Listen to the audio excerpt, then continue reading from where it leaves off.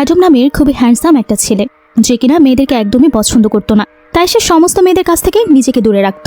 কিন্তু একদিন সে নিজের অজান্তেই এমন একটি মেয়ের সাথে রাত কাটিয়ে ফেলে, যে মেয়েটি কিনা ছিল বিবাহিত। মেয়েটির নাম হচ্ছে আনা। কিন্তু অ্যাডাম আনার বিবাহের বিষয়টি না জেনেই তাকে পাগলের মতো ভালোবেসে ফেলে। তবে পরবর্তীতে অ্যাডাম জানতে পারে যে আনার যার সাথে বিয়ে হয়েছে সে খুবই নির্দয় প্রকৃতির একজন মানুষ, যে কিনা আনার উপর করতে থাকে অনেক অত্যাচার এবং নির্যাতন।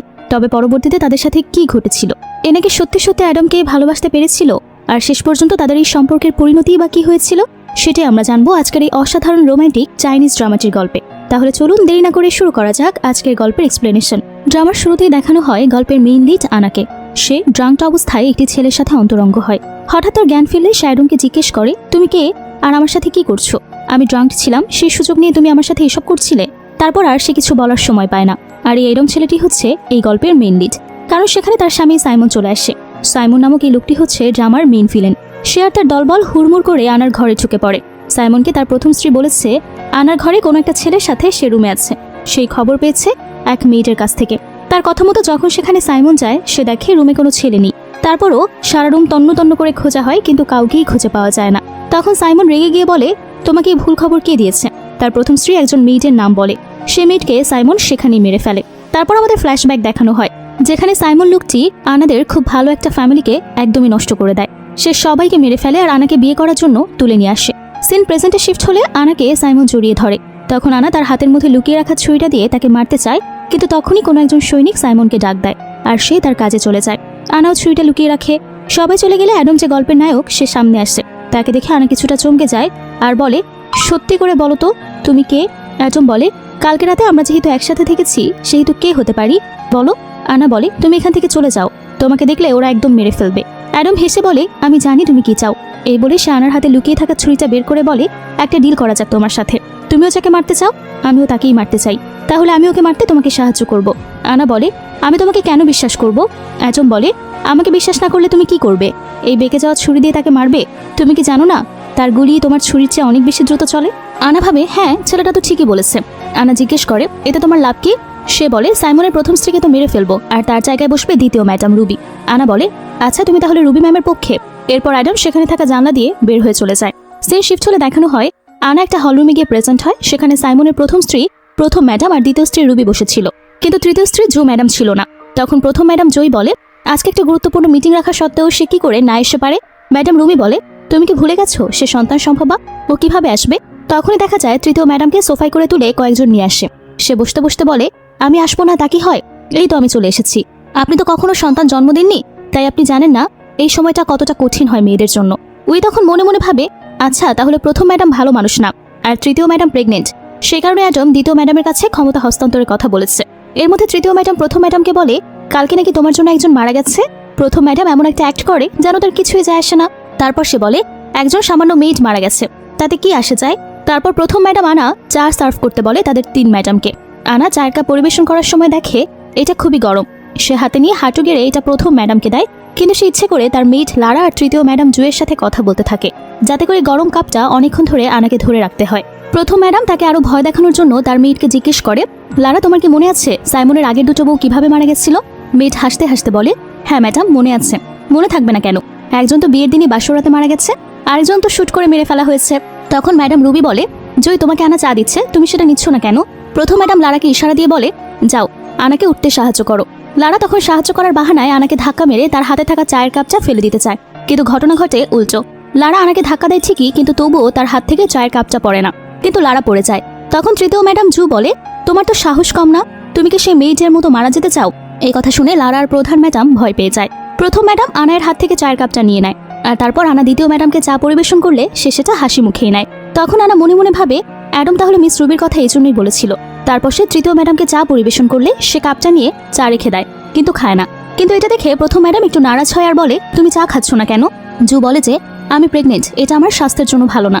কিন্তু তারপরও প্রথম ম্যাডাম তাকে ফোর্স করে, তাই সে এক চুমুক চা খেয়ে সেখান থেকে চলে যায়। আর আনা ভাবে, কেন প্রথম ম্যাডাম জু ম্যাডামকে চা খাওয়ার জন্য ফোর্স করলো। ঠিক তখনই ম্যাডাম জু অসুস্থ হয়ে পড়ে, তার পেটে প্রচন্ড ব্যথা হতে থাকে আর রক্তপাত হয়। সঙ্গে সঙ্গে তাকে ভেতরের ঘরে ট্রিটমেন্টের জন্য নিয়ে যাওয়া হয়। একটু পর একটা লোক বেরিয়ে আসতে বড় ম্যাডাম জিজ্ঞেস করে, বাচ্চাটা কি ঠিক আছে? লোকটি জানায়, না, সন্তানটি মারা গেছে। আনা বুঝে যায় প্রথম ম্যাডামের ষড়যন্ত্র কি ছিল। ইচ্ছে করে তার কর্মচারীদের দিয়ে বিষ মিশিয়েছে যাতে সমস্ত দোষ আনার উপরেই পড়ে। একটু পরে সেখানে একজন মেয়েট হাঁটু গেড়ে বসে আর বলে, আমাকে এই চা বানাতে সাহায্য করেছিল আনা ম্যাম। সে নিজেই চায়ে বিষ মিশিয়েছে। আনা ভীষণ অবাক হয়ে বলে, সে তো তাকে চেনেই না। আনা বলে, আমি জানতাম না যে তৃতীয় ম্যাডাম অন্তঃসত্ত্বা, তাহলে আমি যা জানি না কেন আমি তার ক্ষতি করতে যাব। দ্বিতীয় ম্যাডাম রুবিও তার সাথে একমত পোষণ করে বলে যে এই কাজটা আনা করেনি। তখন সেখানে নায়ক অ্যাডম আসে তার দাদিকে নিয়ে। তার দাদিকে দেখে প্রথম ম্যাডাম কিছুটা চমকে যায়। সে অ্যাডমকে বলে, দাদিমাকে এখানে আনার কি প্রয়োজন ছিল? অ্যাডমও বলে, আপনি কি দাদিমাকে দেখে এখানে খুশি হননি? তারপর আনা হাঁটু গেড়ে বসে দাদিকে সম্মান জানায় আর বলে, দাদিমা বিশ্বাস করুন, আমি এই মেয়েটকে চিনিও না। এ কেন আমার নামে মিথ্যে বলছে আমি সেটা জানিও না। অ্যাডম বলে, এরকম কাজ আনা কেন করবে? ও শহরের একটা নামি দামি জায়গা থেকে পড়াশোনা করা মেয়ে। আনা বলে, প্রথম ম্যাডাম তাকে চা খেতে জোর করেছে। তখন প্রথম ম্যাডাম রেগে গিয়ে আনাকে চড় মারে আর বলে, তুমি কি করে আমাকে দোষারোপ করতে পারো? তোমার কাছে কি কোনো প্রমাণ বা সাক্ষ্য আছে? মেয়েট লারা বলে, আনার খাটে নিচে বিষের বোতলটি পাওয়া গেছে। অ্যাডম বলে, আচ্ছা তুমি সাক্ষী চাচ্ছ, তোমার প্রমাণ চাই তাই না? তারপর আমাদেরকে ফ্ল্যাশব্যাকে দেখানো হয় ওই দিন যখন আনা আর অ্যাডম একসাথে আলমারিতে লুকিয়েছিল। সেদিন মেয়েট চুপি চুপি ঘরে প্রবেশ করে আর খাটের নিচে বিষে ভরে পুতলি ফেলে রাখে, কিন্তু সেটা অ্যাডম আর আনা দেখে ফেলে। মেয়েট চলে গেলে আনা সেই বোতলটা যেখানে ছিল সেখান থেকে কিছু সাফরান বের করে অ্যাডমকে দেখায় আর বলে, এটা কি তুমি বলতে পারো? সে বলে, এটা তো সেই বিষ যেটা দিয়ে আমার মাকে মারা হয়েছিল, এখন আবার প্রেগনেন্ট কাউকে মারতে চায়। আনা বলে, এই মহিলা কি অন্তঃসত্ত্বা? অ্যাডম বলে, তৃতীয় ম্যাডাম। আনা সবকিছু শুনে বোতলটা ফেলে দিতে গেলে অ্যাডম বলে, না এটা ফেলো না, ও আমাদের ফাঁদে এমনিতেই পড়বে। সিন আবারও বর্তমানে চলে আসে। অ্যাডম আনাকে বলে, এই স্যাফরন তো তোমার খাটের নিচে পাওয়া গেছে, তাহলে এখন এটা তুমি খাও। আনা ভয়ে ভয়ে সেটা মুখে দেয়, কিন্তু তার কিছুই হয় না। আর সে বলে, এটা খেতে তো জর্দার মতো লাগছে। মেয়েট লারা অবাক হয়ে বলে, স্যাফরন কেন জর্দার মতো লাগবে? তারপর সেটার গন্ধ শুকে বলে, সত্যি এটা জর্দা। তখন একটা লোক আসে আর বলে, মেয়েট স্বীকার করেছে এই সবকিছু সে প্রথম ম্যাডামের কথাই করেছে, কিন্তু সে রেগে গিয়ে বলে, আনার জন্য জুয়ের বাচ্চাটা নষ্ট হয়েছে, ওকে এখনই হত্যার নির্দেশ দেয়া হোক। অ্যাডাম বলে, আনা কিন্তু দাদি মহলে নতুন বউ হয়ে এসেছে, ওর সাথে অনেক অন্যায় হচ্ছে, এগুলো সাইমন জানলে খুবই কষ্ট পাবে। তার দাদি আনাকে বলে, সত্যি শোনা, তোমার সাথে অনেক অনেক অন্যায় হচ্ছে, উঠে দাঁড়াও। আনা উঠে দাঁড়িয়ে দাদিকে সম্মান প্রদর্শন করে। প্রথম ম্যাডাম তখন বলে, জুতো আবারও বাচ্চা নিতে পারবে, সমস্যা কি? সে রেগে বলে, তুমি নিজে তো 8 বছর হয়েছে, এর মধ্যে বাচ্চা জন্ম দিতে পারোনি, এখন অন্যকে দোষারোপ কেন করছো? তাড়াতাড়ি দাদি সেখান থেকে রাগ করে চলে যায় অ্যাডমের সাথে। সে চলে গেলে প্রথম ম্যাডাম আনাকে বলে, তুমি টেনশন করো না, আমি তোমার জন্য আরেকটি মেয়েট ঠিক করে দেব। একটা মেয়েট মারা গেছে তো কি হয়েছে? তারপর সবাই যার যার কাজে চলে আসে। তখন হলরুম থেকে দ্বিতীয় ম্যাডাম আর আনা বের হয়ে আসে। তখন সে তাকে বলে, যেহেতু প্রথম ম্যাডাম পছন্দ করে মেয়েট দিচ্ছে, হতে পারে এই মেয়েট তোমার বিরুদ্ধে ষড়যন্ত্র করবে, তাই সাবধানে থেকো। তবে মনে রেখো, তুমি হচ্ছে ম্যাডাম, তাই মেয়েটিকে তুমি যা হুকুম দেবে সে তাই করতে বাধ্য। তারপর আনা ঘরে গিয়ে দরজা আটকে আসে, কিন্তু তখনই সেখানে অ্যাডম এসে হ্যাচকা টানে তাকে কাছে টেনে নেয়। তার গালে মেডিসিন দেয় যেখানে প্রথম ম্যাডাম তাকে মেরেছিল, কিন্তু আনা রাগ করে ফেলে দেয় আর বলে, তুমি তো পারতে ছোট ম্যামের কাছ থেকে ওটা সরিয়ে দিতে, তুমি তা করনি, তার মানে তুমিও চাইতে যে তার বাচ্চাটা না বাঁচুক। এ কথা শুনে অ্যাডম খানিকটা রেগে গিয়ে বলে, তোমার সেসব জেনে কাজ নেই। অন্যদিকে দেখা যায় তৃতীয় ম্যাডাম তার বাচ্চা হারানোর শোকে একদমই কাতর। তখন তার কাছে প্রথম ম্যাডাম যায় সুপের বাটি হাতে। তখন তৃতীয় ম্যাডাম তাকে জিজ্ঞেস করে, আমার বাচ্চাটা কে নষ্ট করেছে? প্রথম ম্যাডাম বলে, এই কাজ কে করেছে? এ কথা শুনে তৃতীয় ম্যাডাম অনেক রেগে যায় আর বলে, এখনো মৃত্যুদণ্ড দেয়া হয়নি কেন তাকে? সে রাগে ক্ষোভে চিৎকার করে উঠে সুপের বাটিটা ফেলে দেয়। সেই শিফট হলে দেখা যায় আনার জন্য একজন মেইড কাজে এসেছে। সে তার পরিচয় দেয় যে সে আনায়ের নতুন মেইড। আনা বুঝে যায় যে তার জন্য সে বিশ্বস্ত, তাই সে খুশি হয়ে তাকে একটা চুড়ি গিফট করে। সেটা মেইড খুশি হয়ে নিয়ে যায়, ঘুমিয়ে পড়ে। তখন তৃতীয় ম্যাডামের পার্সোনাল মেয়েটি সে একটা সাপ জানলা দিয়ে ছেড়ে দেয় আনার রুমে। সাপটি ঘুমের মধ্যে আনাকে কামড় দেয়। সে চিৎকার করে ওঠে। তখন তার মেইড আসে আর দুজন ভয়ে একপাশে দাঁড়িয়ে থাকে। তখন সেখানে অ্যাডম আসে, সে গুলি করে সাপটিকে মেরে ফেলে। ততক্ষণে আনার শরীরে বিষ ছড়িয়ে পড়েছে। সে মাথা ঘুরে পড়ে যেতে গেলে অ্যাডম তাকে ধরে ফেলে, তারপর বিছানায় শুইয়ে দেয় আর তার মেইডকে বলে, তুমি এখনো দাঁড়িয়ে আছো কেন? জলদি ডাক্তার নিয়ে আসো। তারপর সে আনাকে হাত বেঁধে দেয় এবং সাপের বিষ বের করে দেয়। একটু পরে আনার সেন্স ফিরে আসে। তখন সে জিজ্ঞেস করে, তুমি এখন এখানে কি করছো? অ্যাডম বলে, আমি যদি এখানে না থাকতাম তাহলে এতক্ষণে তুমি মরে যেতে। আনা জীবন বাঁচানোর জন্য তাকে ধন্যবাদ জানায়। তারপর সেখানে মেইড আর ডাক্তার আসে, সারা রাত তার চিকিৎসা করে আর সেবা করে সেখানে অ্যাডম দাঁড়িয়ে থাকে। সকালে মহলের প্রধান ম্যাডাম আসে। তখন অ্যাডাম তাকে বলে, এই বাড়িতে সবার ক্ষতি করার চেষ্টা করা হচ্ছে। প্রথমে তৃতীয় ম্যাডামের বাচ্চা ষড়যন্ত্র করে নষ্ট করা হয়েছে, এখন আবার কেউ আনাকে মারতে চাচ্ছে। তৃতীয় ম্যাডাম জু বলে, এখানে আশেপাশে এমনিতেই অনেক সাপ আছে, সেগুলো ঘরে ঢুকে পড়তেই পারে, কেউ ষড়যন্ত্র করেনি। রুবি তখন বলে, কেউ কি তোমাকে কিছু জিজ্ঞেস করেছে? তুমি কেন গায়ে পড়ে এসব বলছো?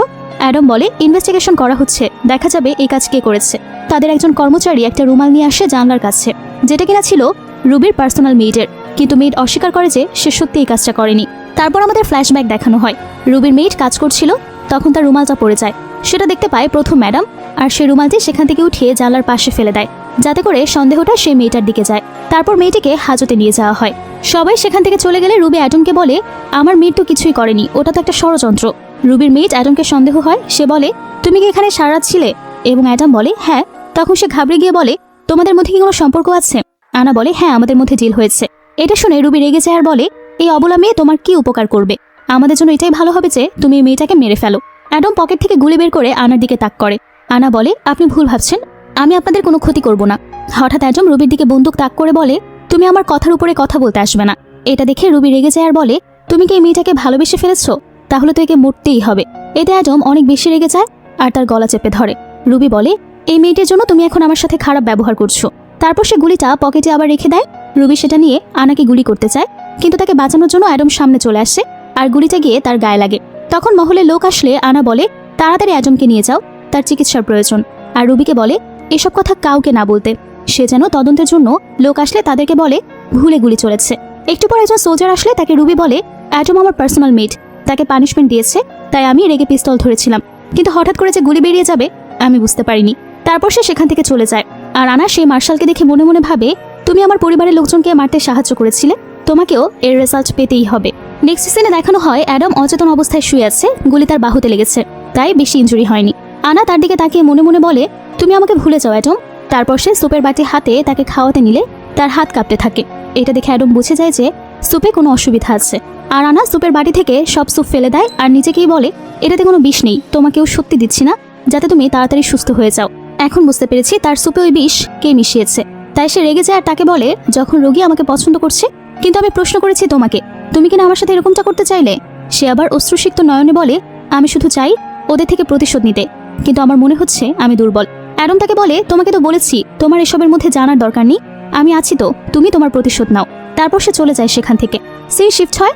আনার মেট খুব খুশি হয়ে তার কাছে কিছু গহনা নিয়ে আসে আর বলে এগুলো তাকে সাইমন দিয়েছে, সে আজ এসেছে। একটু পর সেখানে সাইমন আসে আর আনাকে বলে, আজকে আমাদের বিয়ে, তাই ভালোভাবে রেডি হয়ে নিও।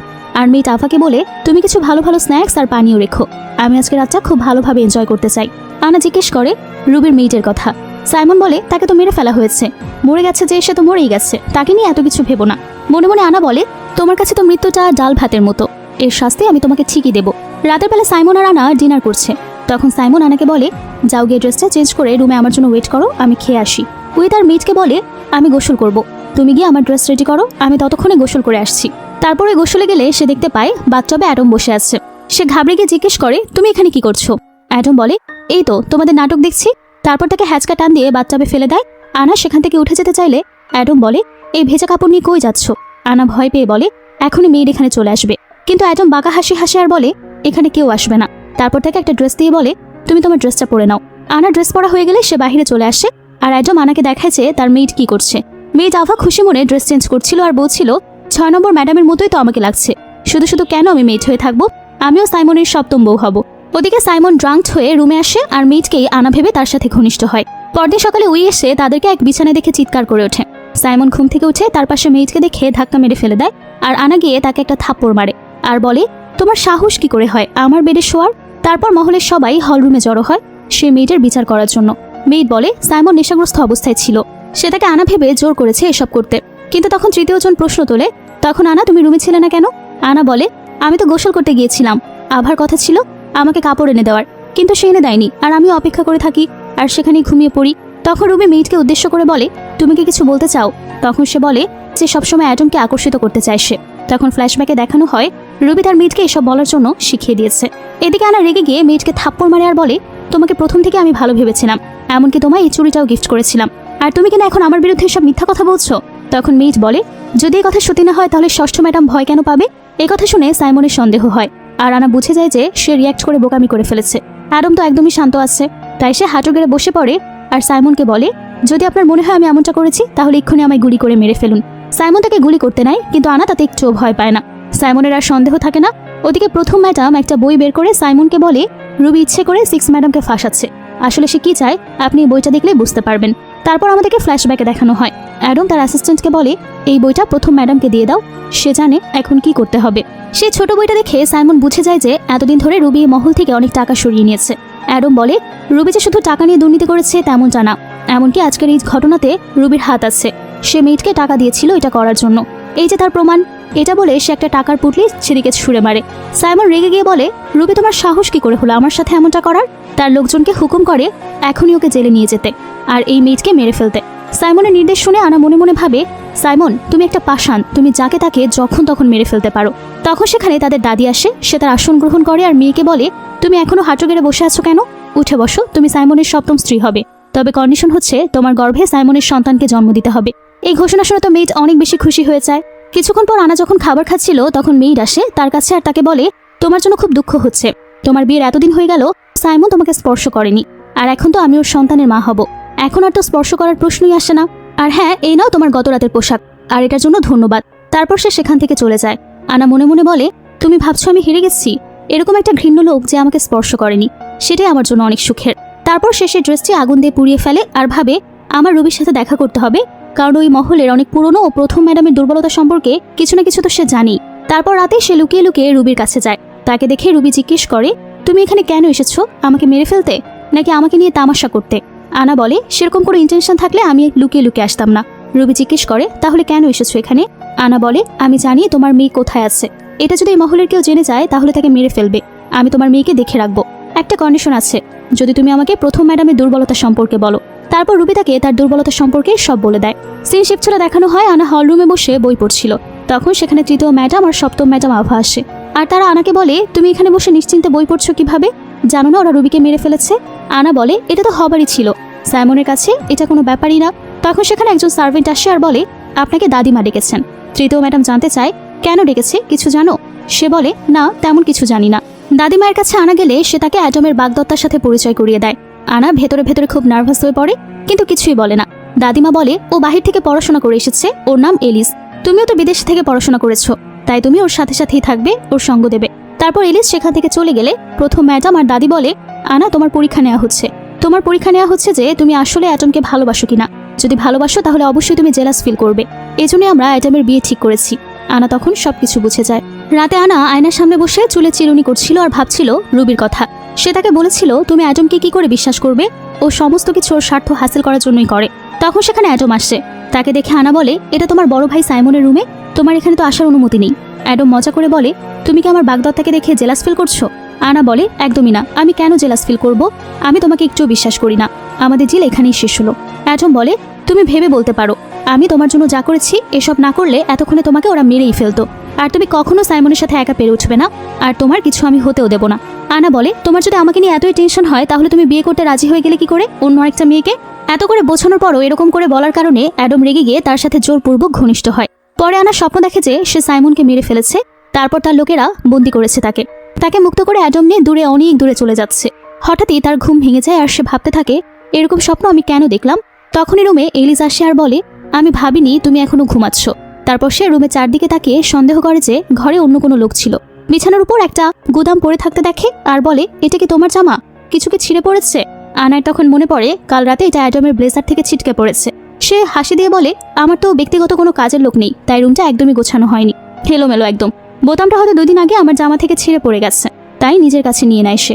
তাকে বলে, তোমার তো আমার সাথে ড্রেস পছন্দ করে দিতে হবে, কথা ছিল তুমি আমাকে ড্রেস পছন্দ করে দেবে। আনা বলে, এই তো আমি ড্রেসটা চেঞ্জ করে তোমার সাথেই যাচ্ছি। তারপর ওখান থেকে এলিস চলে যায়, কিন্তু তার মনে একটা সন্দেহ থেকেই যায়। সেই শিফট চলে দেখানো হয় এলিস ড্রেস চেঞ্জ করে একটা সাদা গাউন পরে আয়নায় নিজেকে দেখে। পাশেই আনা বসেছিল। এলিস তাকে জিজ্ঞেস করে, আমাকে দেখতে কেমন লাগছে? আনা বলে, বেশ দারুণ লাগছে তো। এলিস বলে, তোমাকে দেখতে খুব উদাসীন লাগছে, সে যাই হোক, তোমাকে যেন আর আমার অ্যাডামের আশেপাশে না দেখি, কেন জানি তোমাকে আমার সুবিধার মনে হয় না। তখনই সেখানে অ্যাডম আসে আর তাকে দেখে এলিস অনেক খুশি হয়ে যায়। তাকে বলে, বলো তো আমায় কেমন লাগছে? সে বলে, দারুণ লাগছে। তাহলে এটাই থাকবে নাকি অন্য একটা পরবো? এলিস বলে। অ্যাডম বলে, তোমার যেটা খুশি সেটাই পড়তে পারো। অ্যাডম বলে, চলো আমরা তাহলে একটা চা ডেটে যাই, আমরা দুজন মিলে একসাথে চা খাবো, বেশ মজা হবে। অ্যাডম বলে, আচ্ছা তাই চলো। এলিস চলে যেতে আনা অ্যাডমকে বলে, আমার এখন আর এখানে কোনো কাজ নেই, আমি তাহলে এখন চলে যাই। তারপর আনা যখন বাইরে বের হয় সে দেখতে পায় তার পাশ দিয়ে একটা গাড়ি চলে যাচ্ছে। গাড়ির মধ্যে অ্যাডম আর এলিস দুজন কথা বলছে নিজেদের মধ্যে, সম্ভবত তারা এখন চা ডেটে যাচ্ছে। গাড়িটা ভেবে আনা খুবই কষ্ট পায়। সে হাঁটতে হাঁটতে একা একা তাদের বাড়ির সামনে যায়, যে বাড়িটা এখন তালাবদ্ধ আছে। বাইরে তুষারপাত হচ্ছিল আর তার মনে পড়ে যায় তাদের হাসতে খেলতে থাকা পরিবারটা কি করে শেষ করে দিয়েছে সাইমন। অতীতের কথা ভেবে সে কুঁকড়ে যায়। আনার ইচ্ছে ছিল সে একজন উচ্চশিক্ষিত এবং ভালো মনের একজন মানুষকে বিয়ে করবে। তার মা তাকে বলেছিল তোমার বাবার মতো একজনকে বিয়ে করো। তার বাবা লজ্জা পেয়ে তখন হেসে দিয়েছিল। তার ছোট্ট পরিবারের সবার কথা মনে পড়তে থাকে।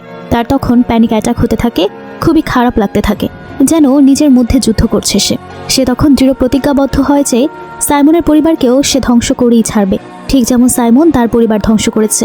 আর তার অ্যাটম এর কোনো উপকারেরও প্রয়োজন নেই। রাতে আনা যখন দোলনায় বসে চা খাচ্ছিল তখন সে দেখে প্রথম ম্যাডামের ঘরের সামনে আলো জ্বলছে। তখন তার রুবির বলা কথাগুলো মনে পড়ে যায়। সে একদিন বলেছিল প্রধান ম্যাডামের সাথে তার কাজিনের একটা অবৈধ সম্পর্ক আছে। মনে মনে সে একটা বুদ্ধি এঁটে সে নিজেই নিজের কাঁধে গুলি করে দেয়। শব্দ শুনে বাড়ির সবাই ছুটে আসে, তাকে জিজ্ঞেস করে কি হয়েছে। তখন সে বলে একজন আমায় গুলি করে দিয়েছে। সে প্রথম ম্যাডামের ঘরের দিকে ছুটে গিয়েছে, তার প্রাণ সংশয় আছে, তাকে গিয়ে দ্রুত বাঁচান। তারপর আনা তার সেন্স হারিয়ে ফেলে। যখন তার সেন্স ফিরে তখন সে দেখে তার সামনে টেবিলে বসে আছে তৃতীয় ম্যাডাম। সে চা খাচ্ছে। সে বলে তোমার সেন্স ফিরে এসেছে তাহলে। আনা বলে তুমি এখানে কেন বসে আছো? তৃতীয় ম্যাডাম বলে তোমার কি মনে হয় কেন বসে আছি? আমি কি সাথে এখানে বসে আছি? দাদিমা বলেছে তোমাকে পাহারা দেওয়ার জন্য, তাই বসে আছি, না হলে তো আমি এখানে এখন নাটক দেখতাম। আনা জিজ্ঞেস করে কোন নাটকের কথা বলছো? সে বলে ঘটনা হয়েছে সবাই প্রথম ম্যাডামের রুমে গেলে প্রথম ম্যাডামকে তার চাচাতো ভাইয়ের সাথে ঘনিষ্ঠ অবস্থায় দেখতে পায়। পরের দিন হলে আবারও বিচারে বসে সপ্তম ম্যাডাম বলে তুমি এমন কাজ কি করে করলে? তুমি একবার ওই মহলের মান সম্মানের কথা ভাবলে না? এটা শুনে তো প্রথম ম্যাডাম ভীষণ রেগে যায় আর বলে এই কথা তুমি বলছো যে কিনা একজন মেয়ের ছিলে? তোমার সাহস কি করে হয় আমার সম্পর্কে কথা বলার, আমার সম্পর্কে ইন্টারফেয়ার করার? তারপর সে সাফাই গাইতে থাকে, বলে এগুলো সবই পরিকল্পিত ষড়যন্ত্র। সেদিন রাতে আমার ঘরে কেউ একজন ঢুকে পড়েছিল, আমি অন্ধকারে তাকে দেখতে পাইনি, আর তারপর যা হয়েছে সব অন্ধকারে। তখন সেখানে প্রথম ম্যাডামের পার্সোনাল মেড লারা চলে আসে আর বলে ম্যাডাম যা বলছে ঠিকই বলছে। তখন অ্যাডাম বলে তোমাকে আর সাফাই গাইতে হবে না তার হয়ে। অ্যাডামের উপর প্রথম ম্যাডাম আর তার মেড লারা রেগে যায়। এই সমস্ত কিছু তোমারই প্ল্যান করা। ওদিকে দাদিমা তাদের উপর রেগে গিয়ে তার লোকদেরকে নির্দেশ দেয় এখনই তার দাদিকে তার লাগা বন্ধ করতে হবে, তাদের টানা 12টা ঘন্টা টর্চার করতে হবে, তারপর সাইমন ফিরে আসুক, ওদের ব্যবস্থা নেওয়া হবে। ঠিক তখনই জোয়ের কাজিন মাটিতে লুটিয়ে পড়ে। সে তো সুইসাইড করেছে, এখন তো তোমার কাছে নিজেকে নির্দোষ প্রমাণ করার আর কোনো রাস্তা নেই। সে এবার তার ছেলের হাসি হেসে বলে তুমি কি ভেবেছো আমাকে এভাবে আটকে রাখতে পারবে? তারপর তার দাদি বলে এখনো দাঁড়িয়ে আছো কেন? এক্ষুনি যাও, ওকে জেলে নিয়ে বন্দি করো। লোকজন তখন তাকে ধরে নিয়ে যাচ্ছিল। সে হঠাৎই আনার উপর হামলা করে তার আঘাতপ্রাপ্ত হাতে বারবার নাড়িয়ে নাড়িয়ে বলে এটা তুমিই ছিলে, তুমি আর ওই অ্যাডাম মিলে আমাকে ফাঁসানোর চেষ্টা করছো, তোমাদের সম্পর্কের কথা লুকানোর জন্য আমাকে ফাঁসাচ্ছ তাই না? তারপর সে আর কিছুই বলতে পারে না। তাকে তখন সেখান থেকে লোকজন উঠিয়ে নিয়ে যায় আর তাড়াতাড়ি বলে তুমি ওর কথায় কষ্ট পেও না, নিজের বিয়ের দিকে খেয়াল রাখো আর এলিজার যত্ন নিও সবসময়। তারপর দাদি সবাইকে বলে সবাই এখান থেকে চলে যাও, আর যদি শুনেছি নিজেদের মধ্যে কোনো ধরনের সমালোচনা করেছো আজকের এই বিষয় নিয়ে তাহলে তার জিব্বা কেটে দেওয়া হবে। সবাই তখন ঘাবড়ে যায়। সবাই চলে গেলে লারাকে সপ্তম ম্যাডাম বলে যাও যাও তোমার ম্যাডামের কাছে যাও, না হলে কিন্তু আমি তোমাকে ফাঁসিতে ঝুলিয়ে দেব। লারা রেগে গিয়ে তাকে বলে ম্যাডাম আপনি আপনার সীমার মধ্যে থাকুন। এই বলে লারা চলে যেতে গেলে পেছন থেকে সপ্তম ম্যাডাম তাকে লাথি মারে আর সে পড়ে যায়। তারপর সপ্তম ম্যাডাম তাকে বলে তোমার ম্যাডাম এত কিছু করার পরও তুমি কথা বলার সাহস পাচ্ছ। তখন লারা বলে আপনার জন্য শুধু একটাই উপদেশ থাকবে, সেটা হচ্ছে যে যত বেশি ওড়ে সে তত জোরেই মাটিতে আছড়ে পড়ে, যে যতটা উপরে উঠে সে ঠিক ততটাই নিচে নামে। সিন শিফট হয়, নেক্সট সিনে দেখানো হয় আনা তার রুমে যাচ্ছিল। তখন অ্যাডাম তাকে বলে তুমি আসলে কি ভেবেছো তুমি আমার গুলিগুলো চুরি করবে আর আমি সেটা একবারে জানতেই পারবো না? এই সব কিছু না বোঝার ভান করে সে বলে আমি তোমার কথা কিছুই বুঝতে পারছি না। তখন তার পিঠে গুলি ধরে সে বলে সত্যি কথা বলো তো, না হলে আমি কিন্তু এক্ষুনি তোমায় গুলি করে দেব। বলো কোনো প্রমাণ ছাড়া তুমি আমাকে কিভাবে বলতে পারো? তুমি এত চালাক হওনি যে প্রমাণ লোপাট করাও শিখে যাবে। এরপর সে তার ম্যানেজারকে ডেকে বলে পিস্তলটা সেখান থেকে সরিয়ে দাও, আর কেউ যেন না জানে ষষ্ঠ ম্যাডামের কথা। হঠাৎই উই বমি করা শুরু করে। তখন অ্যাডাম তাকে জিজ্ঞেস করে তোমার কি হয়েছে, তুমি কি অসুস্থ বোধ করছো? সে বলে না তেমন কিছু না, আমার একটু হজমে সমস্যা হয়েছে তাই এত বমি আসছে। অ্যাডাম তাকে তখন কোলে তুলে নেয় আর বলে চলো তোমাকে ডক্টরের কাছে নিয়ে যাই, আমাকে ভয় পেও না। সে তখন ভয় পেয়ে বলে না আমি যাব না ডাক্তারের কাছে। অ্যাডাম বুঝে যায় যে সে প্রেগনেন্ট। সে জিজ্ঞেস করে উই তুমি কি প্রেগনেন্ট, আর এটা কি সত্যি কথা? মানে আমি কি বাচ্চার বাবা হতে চলেছি? এমন চিন্তা ভাবনা করে অ্যাডাম সত্যিই খুব খুশি হয়ে যায় আর তাকে তখনই ডক্টরের কাছে নিয়ে যেতে চায়। উইও তখন রাজি হয়ে যায়। এদিকে দেখা যায় ডক্টর আনাকে পরীক্ষা করে বলে কংগ্রাচুলেশন, আপনি বাচ্চার বাবা হতে চলেছেন।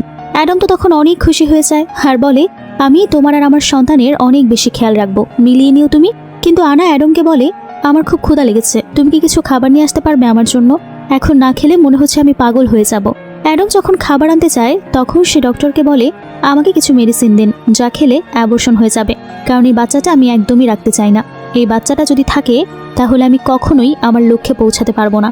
এটা একটা আনএক্সপেক্টেড বেবি ছিল। ডক্টর অ্যাডামের কথা শুনে অনেক বেশি অবাক হয়ে যায়, কারণ কিছুক্ষণ আগেই সে একজন ভালো স্বামী এবং বাবার মতোই ভালো কথা বলছিল। সাডেন রূপ চেঞ্জে ডক্টরও খুবই অবাক হয়ে যায়। সে জিজ্ঞেস করে, সত্যি ভেবে বলছেন? সত্যি কি আপনি অ্যাবর্শন করাতে চান? আনা বলে, হ্যাঁ সত্যিই চাই।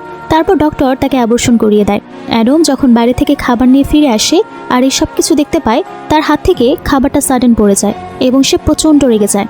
সে ভীষণ রেগে আনাকে জিজ্ঞেস করে, তুমি এটা কিভাবে করলে? এটা আমার সন্তান ছিল, তুমি আমার সাথে কোনো রকম কথা না বলে আমাকে না জানিয়ে ওর সাথে এরকমটা করতে পারো না। তখন আনা বলে, বাচ্চাটা অলরেডি মারা গেছে, তুমি ভুলে যাচ্ছ আমি তোমার স্ত্রী না, আমি তোমার ভাইয়ের ষষ্ঠ স্ত্রী।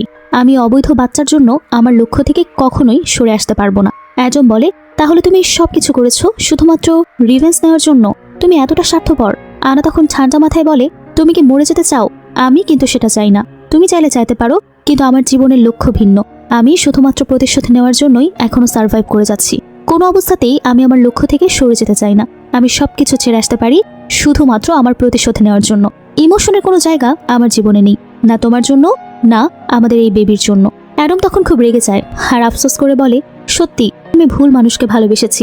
আজকে থেকে তোমার আর আমার আর কোনো রকম সম্পর্ক নেই। এটা বলে অ্যাডাম খুবই কষ্ট পেয়ে সেখান থেকে বের হয়ে আসে আর আনা চুপচাপ দাঁড়িয়ে দাঁড়িয়ে সেটা দেখতে থাকে। একটা বারের জন্য অ্যাডামকে ফেরাতে চায় না সে। অ্যাডাম যখন বাসায় ফিরে আসে তখন তার রুমে লারাকে দেখে সে ভয় পেয়ে যায়। জিজ্ঞেস করে, তুমি এখানে কি করছো? সে বলে, তুমি আর অ্যাডাম যে একসাথে কোথায় গিয়েছিলে তা কিন্তু আমি দেখে ফেলেছি। আমি সবকিছু সবাইকে বলে দেব। আমি সব জেনে গেছি। আর যদি তুমি অ্যাডামের পক্ষে কথা বলো তাহলে আর আমি তোমাকে কিছুই বলবো না। আনা তখন তাকে সাহায্য করতে অস্বীকার করে। যারা রেখে চলে যাচ্ছিল তখন ওই চায়ের মধ্যে বিষ মিশিয়ে দেয় আর লারাকে বলে, এত রেগে কেন যাচ্ছ? আস্তে আস্তে ধীরে কথা বলতে পারি তো আমরা। লারা তখন খুশি হয়ে যায়। সে বোঝে সে আসলে তাকে সাপোর্ট করতে পারে। লারা তখন খুশি হয়ে ফিরে আসে। এর আগে সে চায়ে বিষ মিশিয়ে দেয়। সে বিষ মেশানো চা খেয়ে লারা মারা যায়। আর সে বলতে থাকে, তুমি ভুল মানুষের কাছে এসেছো। এই মহলে আমার থেকে কেউ বেশি খুশি হবে না প্রথম ম্যাডামের মৃত্যুতে। অর্থাৎ প্রথম ম্যাডামের মৃত্যুটা সম্পূর্ণ পরিকল্পিত ছিল। সিন শিফট হয়। পরের দিন দেখা যায় সাইমন আসে। সাইমন আসার সাথে সাথে সেখানে একটা বিচারের আয়োজন করা হয়। বিচার বসে প্রথম ম্যাডামের জয় বলে, আমাকে ক্ষমা করে দিন। সে আবারও আনার দোষ দিতে থাকে যে এটা আনার ষড়যন্ত্র, কোনো না কোনোভাবে আনাই এর পিছনে দায়ী। তখন সাইমন প্রচণ্ড রেগে যায়। প্রচণ্ড রেগে গিয়ে সে বলে, তুমি কি ভেবেছো আমি কিছুই জানি না? আমি বোকা? আমাকে বাচ্চা মনে হয়? এই পরিবারে যে কারোর সন্তান হতে দাও না, তুমি সব সন্তানগুলোকে মেরে ফেলো। সে সম্পর্কে কি আমি অবগত নেই? তুমি তাই ভেবেছো? তোমাকে কিছু বলি না মানে কি এটা যে তোমার কার্যকলাপ সম্পর্কে আমি কোনো খোঁজ খবরও রাখি না? তখন হঠাৎ করে তৃতীয় ম্যাডাম সেখানে আসে আর তৃতীয় ম্যাডাম অবাক হয়ে বলে, তাহলে এটা তোমার কাজ ছিল? তুমি আমার বাচ্চাকে মেরেছো? সে খুব আনএক্সপেক্টেড ভাবে কথা বলতে শুরু করে আর তখনই জয় পাশ থেকে হাসতে হাসতে বলে, হ্যাঁ এটা আমারই কাজ ছিল। আমি এতদিন ধরে সবার বাচ্চাকে এক এক করে মেরে ফেলেছি। সাইমন তখন তার এক্সপ্রেশন দেখে প্রচণ্ড রেগে যায়। রাগে ক্ষোভে সে তাকে জোর করে বিষ খাইয়ে দেয় আর জয় ইনস্ট্যান্ট সেখানেই মারা যায়। সবাই সেখান থেকে চলে যায়। তখন জয়ী আনাকে সরি বলে সব কিছুর জন্য। তারপর জয় মারা গেলে আনা বলে, বাবা মা বোন তোমরা ভালো থেকো, খুব শীঘ্রই আমার প্রতিশোধ নেওয়া সম্পূর্ণ হতে যাচ্ছে। সবে তো শুরু, দেখো আস্তে আস্তে কত কিছু করি। তারপরে সিন শিফট হয়। সিন শিফট হলে দেখা যায় টেবিলে বসে সাইমন আর আনা আর আভা ডিনার করছে। আভা তখন হঠাৎ করে কথা বলে ওঠে। সে বলে, আজকে আমার রুমে আসবেন সাইমন, আমি নতুন সুর শিখেছি। কিন্তু সাইমন আনাকে বলে, আমি আজকে রাতে তোমার কাছে আসবো না। আমি বিয়ের পর থেকে তোমার সাথে থাকার একদমই সময় পাইনি। আনাও হেসে তার হাতে হাত রেখে বলে, কোনো সমস্যা নেই। আমি জানি মার্শালদের কত কষ্ট হয়, তাদের কত ব্যস্ততা থাকে।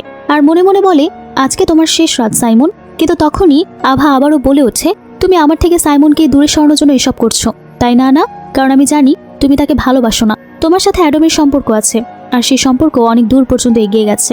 তোমার সাথে অ্যাডামের সম্পর্কটা পুরোপুরি অবৈধ। আমি নিজ কানে শুনেছি তুমি তাকে ব্লেক বলে ডেকেছো। সাইমন তখন অনেক বেশি অবাক হয়ে যায়। সে বলে, এটা তো অ্যাডামের আরেকটা নাম, তুমি এটা কি করে জানলে?